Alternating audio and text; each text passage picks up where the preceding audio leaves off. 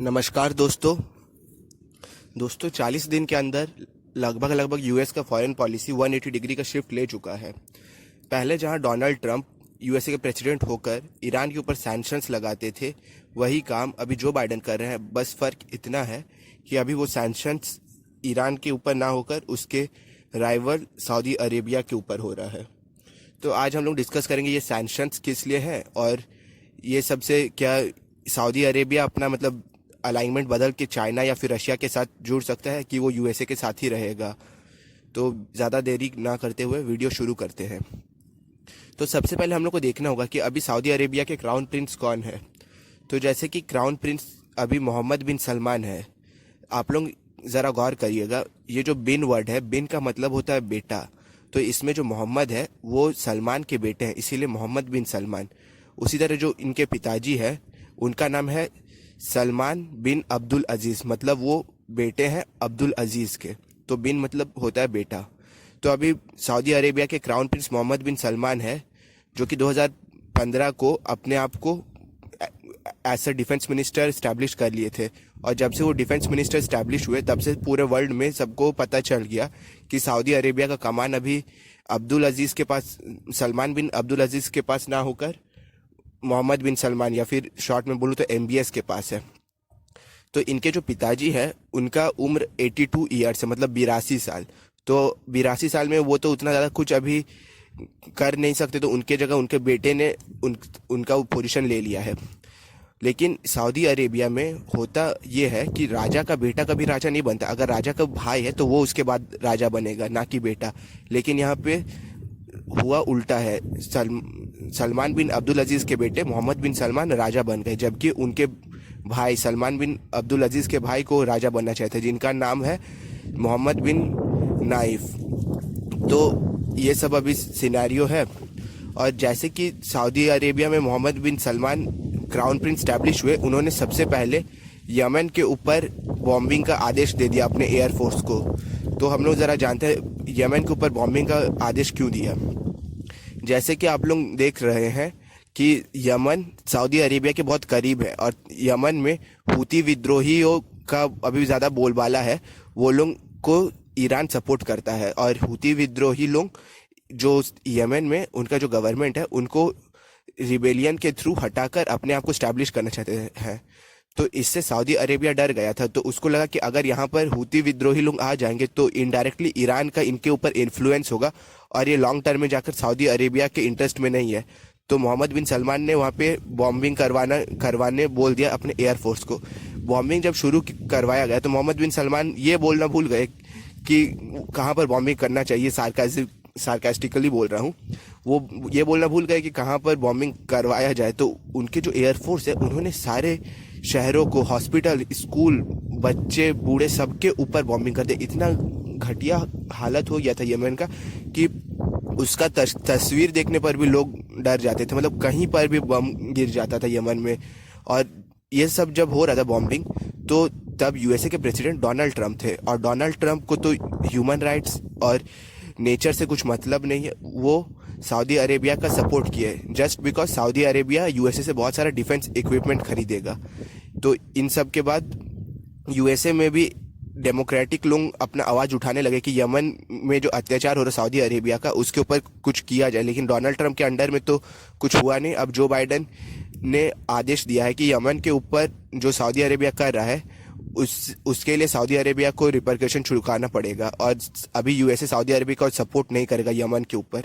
ये हुआ एक स्टोरी। और दूसरा स्टोरी ये था कि जब ये सब हो रहा था 2016-17 के वक्त, तब कतर में एक न्यूज़ एजेंसी है अल जजीरा, जिसका नाम बहुत ज़्यादा फेमस है, जो यहाँ पर कश्मीर को लेकर भी बहुत ज़्यादा न्यूज़ आर्टिकल छापते हैं, जिसमें वो एक तरफ का दिखाते हैं कि हम लोग ऐसा इंडियन कश्मीर लोगों के ऊपर टॉर्चर करते हैं, ये करते हैं, लेकिन वो अदर साइड को नहीं दिखाते हैं। तो अल जजीरा के ऊपर मोहम्मद बिन सलमान ने कहा था कतर के राजा को कि आप अल जजीरा को थोड़ा काबू करिए। वो मोहम्मद बिन सलमान के ऊपर कुछ भी एलिगेशन पुट कर देते थे, लेकिन कतर ने वैसा नहीं किया।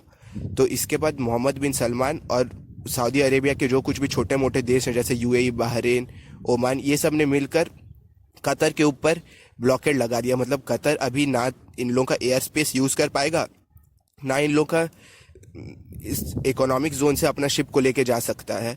तो इसके बाद कतर को बहुत ज़्यादा लॉस हुआ। इसके कारण कतर ने ईरान के करीब आ गया, ईरान और टर्की के। और इसके कारण ईरान को बहुत ज़्यादा फायदा हुआ, क्योंकि ईरान उस वक्त यूएसए के सैंक्शंस के अंडर था। तो तब कोई ईरान से कुछ परचेज नहीं कर रहा था, लेकिन कतर को अपने बाकी आसपास के देशों का एयर स्पेस यूज़ करने का अलाउड नहीं था। तो उन्होंने तब ईरान के एयर स्पेस को यूज़ किया, और उसके लिए उसको हर साल लगभग $2 बिलियन तक चुकाना पड़ता था, जो कि कतर के लिए कुछ ज़्यादा था अमाउंट। लेकिन कतर को उतना ज़्यादा प्रॉब्लम नहीं, क्योंकि कतर एक रिच कंट्री है। वहाँ पे उन लोगों का जीडीपी बाकी यूरोपियन कंट्री से ज़्यादा है, just because of petroleum product. तो अभी जैसे जो बाइडन प्रेसिडेंट बनने वाले थे तो यूएसए के दबाव में आकर सऊदी अरेबिया ने कतर के ऊपर जो ब्लॉकेट था वो हटा दिया, क्योंकि सऊदी अरेबिया को भी पता है जब जो बाइडन बन जाएंगे तब उनका रुख सऊदी अरेबिया के ऊपर थोड़ा ज़्यादा हार्श होगा। तो वो अभी से जो कुछ भी गलती की उन सबको सुधारने लग गए। और एक और स्टोरी था सऊदी अरेबिया को लेकर कि वहाँ पे एक एक्टिविस्ट है जो कि वुमेन एक्टिविस्ट, मतलब लड़कियों के लिए आवाज़ उठाती है। उनका नाम था लुजैन अल हलोल। तो लुजैन अल हलोल लड़कियों के ड्राइविंग लाइसेंस देने की मांग कर रहे थे।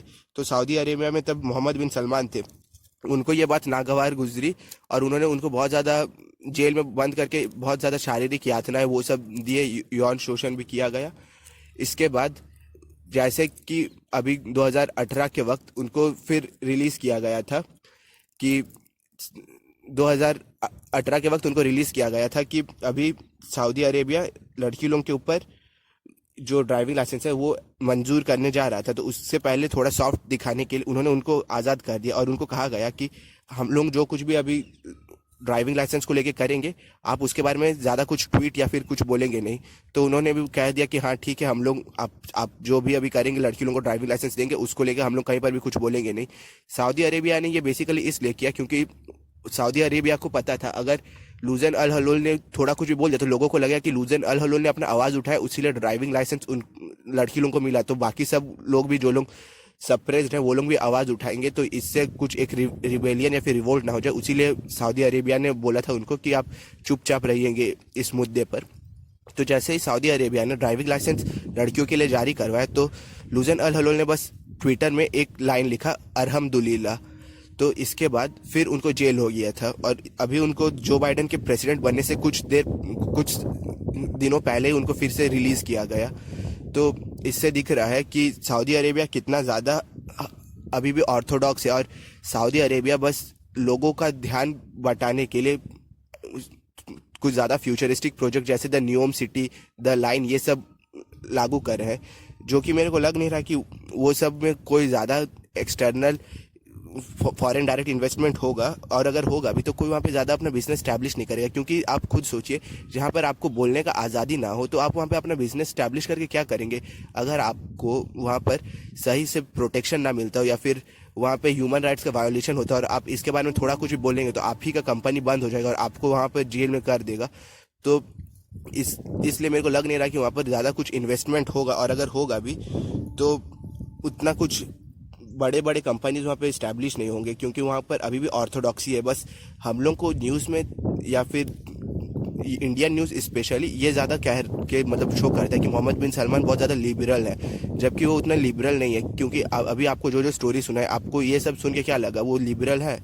मेरे को तो बस यही लगता है कि सऊदी अरेबिया का यूएसए यूज़ कर रहा है। पहले सऊदी अरेबिया का यूज़ करके वो इजराइल और सऊदी अरेबिया में लड़ाते थे, अभी इजराइल और सऊदी अरेबिया एक अलायंस में हो गए, तो अब यूएसए करेगा कि सऊदी अरेबिया और ईरान को लड़ाएंगे।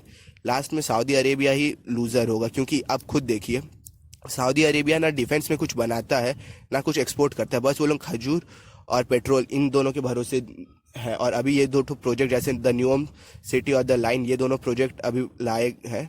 लेकिन वहीं आप ईरान और इजराइल को देखिए, उन लोगों का मिलिट्री देखिए, उन लोगों का मिलिट्री कितना ज़्यादा स्ट्रांग है।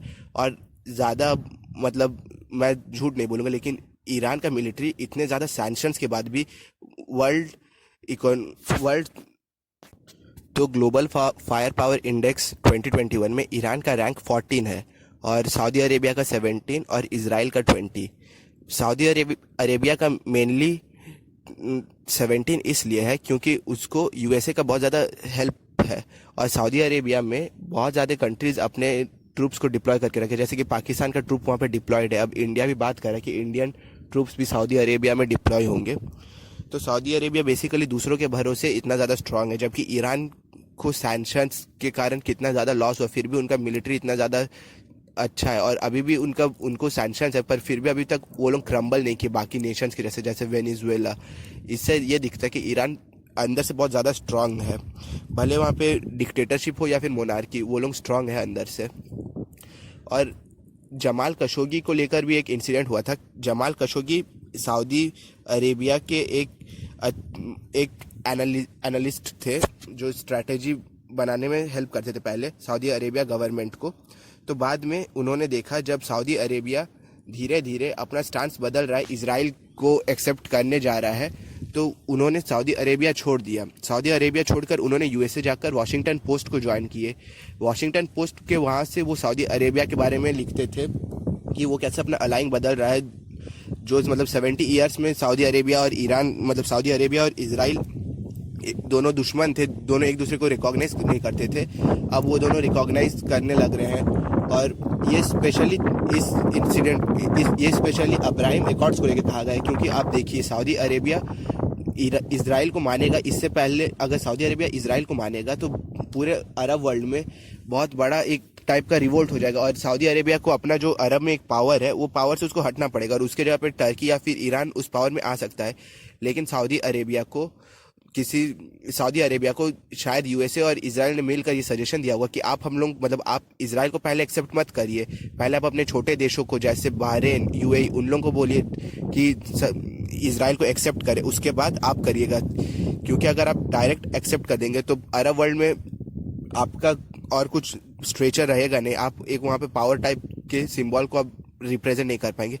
तो इन सब को देखकर जब इजराइल को यूएई और बहरीन ने एक्सेप्ट किया अंडर अब्राहिम एकॉर्ड्स, इसके ऊपर एक वीडियो है, लिंक डिस्क्रिप्शन में दे दिया हूँ, वो वीडियो को भी आप चेक कर लीजिएगा। तो जमाल खशोगी को ये बहुत नागवार गुजरा और उन्होंने वॉशिंगटन पोस्ट से ये लिखना शुरू कर दिया कि मोहम्मद बिन सलमान इजराइल के प्रति बहुत सॉफ्ट है और वो इजराइल को एक्सेप्ट कर देंगे। ये मतलब सऊदी अरेबिया का बेसिकली उन्होंने क्रिटिसाइज किया। उसके बाद उनको ये पता था कि अब वो ये सब जब लिख चुके हैं, अब वो सऊदी अरेबिया जा नहीं सकते, तो उनको अब सऊदी अरेबिया कि कोई एक ऐसे टेरिटरी में सऊदी अरेबिया सोच रहा था उनको पकड़ के असैसिनेट करने का जहाँ पे सऊदी अरेबिया का कंट्रोल हो। और इसके लिए दो ऑप्शन है, या तो आप सऊदी अरेबिया के डायरेक्ट अंदर आ जाए या फिर आप कोई काउंसलेट में चल जाए। तो जमाल खशोगी को शादी करना था हतीजे चेंगिज से, जो कि एक टर्किश ओरिजिन की न्यूज़ रिपोर्टर है, तो उनसे उनको शादी करना था। तो उन्होंने क्या किया, यूएसए से अपना वीज़ा लेके चल गए टर्की के इस्तांबुल। टर्की का कैपिटल अंकारा है, ना कि इस्तांबुल, आप लोगों को ये बता देता हूँ। तो वो इस्तांबुल चल गए, वहाँ पर जाकर उन्होंने सबसे पहले सऊदी अरेबिया के काउंसलेट में ये दरख्वास्त की कि उनका वो जो पहला डिवोर्स हो गया उसको आप लोग रिकॉग्नाइज कर लीजिए और ये दूसरा शादी करेंगे। इन सब से रिलेटेड वो पेपर जब सबमिट करने गए 2 अक्टूबर को, तो उन्होंने चेंगिज हतीजे को अपना फ़ोन दे दिया था और बोले थे कि अगर वो 15 मिनट के अंदर ना आए तो इस नंबर पे वो फ़ोन करके टर्किश पुलिस को बोल दे। तो जब वो सऊदी अरेबिया के काउंसलेट के अंदर गए तो उसके बाद वो बहुत देर तक लौटे ही नहीं। इसके बाद जब चेंगिज हतीजे ने फ़ोन किया टर्किश पुलिस को, तो वो जैसे सऊदी अरेबिया के काउंसलेट में गए, वो देखे कि यहाँ पे जमाल खशोगी है ही नहीं, और सीसीटीवी फुटेज में वो देखे कि जमाल खशोगी फ्रंट गेट से आए लेकिन वो गए ही नहीं। तो इससे पूरे वर्ल्ड में ये मैसेज चल गया कि उनको सऊदी अरेबिया के काउंसलेट में मार दिया गया, जो कि सही भी है, क्योंकि जिस दिन जमाल खशोगी 2 अक्टूबर को काउंसलेट में गए थे उस दिन सऊदी अरेबिया के बहुत सारे रॉयल गार्ड्स भी आए थे वहाँ पर सऊदी काउंसलेट में, ये वीडियो फुटेज में दिख रहा था। इसके बाद पूरे वर्ल्ड में रिपोर्टर्स लोग और जर्नलिस्ट लोगों ने हड़ताल कर दिया, हड़ताल नहीं बेसिकली प्रोटेस्ट किया कि आप किसी को भी ऐसे कैसे मार सकते हो। और इससे आप जमाल खशोगी को नहीं मारे बल्कि आपने न्यूज़ जर्नलिज्म में एक डर टाइप का पैदा किया कि अगर आपके खिलाफ कोई कुछ बोलेगा तो आप उसको भी ऐसे असैसिनेट कर देंगे। इसके बाद पूरे दुनिया में आलोचना हुआ, लेकिन तब डोनाल्ड ट्रंप प्रेसिडेंट थे, उन्होंने सऊदी अरेबिया को कुछ कहा नहीं उतना ज़्यादा। लेकिन जैसे जो बाइडन अभी प्रेसिडेंट बने, उन्होंने खशोगी सैंक्शंस लगा दिए हैं, बेसिकली जमाल खशोगी के नाम के ऊपर है खशोगी सैंक्शंस, जिसके कारण 76 सऊदी अरेबिया के जो हाई ऑफिशियल्स है वो यूएसए आ नहीं सकते। उनका जो कुछ भी यूएसए में बैंक्स में डिपॉजिट है वो फ्रीज हो गया, अब उसको वो निकाल नहीं सकते। प्लस ये जो 76 लोग हैं ये बैन उनके फैमिली मेंबर्स तक को एक्सटेंड किया है। और सऊदी अरेबिया के जो क्राउन प्रिंस है उनके बारे में भी कह दिया गया है कि अगर ये क्राउन प्रिंस ना होते और ये डिप्लोमेटिकली इतने ज़्यादा स्ट्रांग नहीं होते तो इनके ऊपर भी बैन लग सकता था। तो इससे आप लोग देख सकते हैं कि सऊदी अरेबिया को लेकर यूएसए कितना ज़्यादा भी सीरियस हो चुका है। और आने वाले 4 साल सऊदी अरेबिया के लिए बहुत मुश्किल के 4 साल होंगे, क्योंकि शुरुआती 40 दिनों में जो बाइडन ने अपना स्टांस पूरा क्लियर कर दिया है। और जो बाइडन ने ये इसलिए भी किया क्योंकि जो बाइडन का इलेक्शन में ये मुद्दा भी था कि जमाल खशोगी को न्याय मिलना चाहिए, और जिसको लेकर डेमोक्रेटिक लोग बहुत ज़्यादा एकजुट थे। वो लोग ने इसके लिए भी वोट दिया था उनके कैंपेन में कि जमाल खशोगी का जो असैसिनेशन किया गया उसके खिलाफ ट्रम्प ने कुछ बोला नहीं। तो ये उनका एक इलेक्शन प्रॉमिस भी था कि उनको जस्टिस मिले। और इसके बाद सऊदी अरेबिया के जो रॉयल गार्ड्स हैं उनके ऊपर भी सैंक्शंस लगाए गए हैं। और सऊदी अरेबिया के एक एक्स इंटेलिजेंस ऑफिसर है अहमद अल असीरी, उनके ऊपर भी सैंक्शंस लगाए गए हैं। तो आप सोचिए एक फॉर्मर इंटेलिजेंस ऑफिसर के ऊपर भी सैंक्शंस लग गए हैं। तो यूएसए इसके बाद और कितना कुछ कर सकता है सऊदी अरेबिया के ऊपर सैंक्शंस को लेकर, वो अब हम लोग आने वाले वक्तों में देखेंगे ही। और प्लस जो मिलिट्री डील डोनाल्ड ट्रंप ने साइन किया था, जो मैंने वीडियो के स्टार्ट में बोला था, वो मिलिट्री डील कैंसिल हो चुका है। मतलब अभी यूएसए वो सारे वेपन सऊदी अरेबिया को नहीं बेचेंगे। तो इससे ईरान बहुत ज़्यादा खुश है मिडिल ईस्ट में कि उसका एक राइवल उसको यूएसए ने इतना ज़्यादा सैंक्शंस दिया। और जहाँ तक मेरे को लग रहा है कि सऊदी अरेबिया डायरेक्ट अभी रशिया या फिर चाइना से अलाइन नहीं होगा, क्योंकि सऊदी अरेबिया यूएसए से कुछ ज़्यादा ही डिपेंडेंट है।